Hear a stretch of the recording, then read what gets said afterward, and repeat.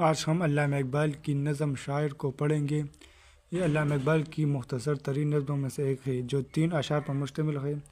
پہلے ہم اس کے اشعار کو پڑھیں گے، اس کے بعد اس کی تشریح کو پڑھیں گے۔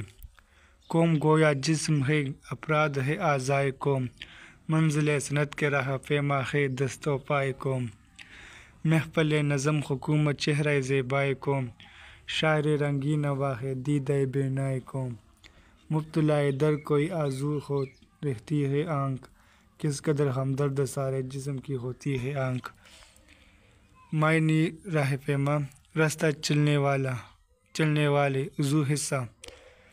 مطلب 3 اشعار پر مشتمل یہ نظم اقبال کی انتہائی خوبصورت اور جامع اور مختصر نظموں میں سے ہے۔ ان اشعار میں انہوں نے انتہائی جاندار الفاظ میں شاعر کی اہمیت کا ذکر کیا ہے۔ ان کے مطابق قوم کو اگر ایک جسم تصور کر لیا جائے تو افراد کو اس کے اعضاء سے تعبیر کیا جا سکتا ہے۔ ان افراد میں سے جو لوگ صنعت و حرفت کے پیشے سے تعلق رکھتے ہیں وہ عملاً قوم کے دست و بازو کی حیثیت کے حامل ہیں۔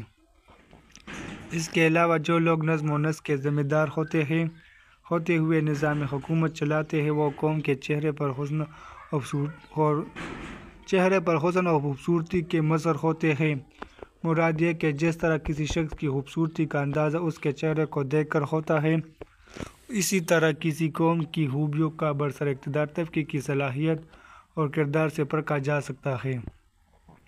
تاہم شاعر کی حیثیت ان سب سے بلند ہے کہ وہ قوم کے لیے دیدہ بینا کی طرح سے ہے۔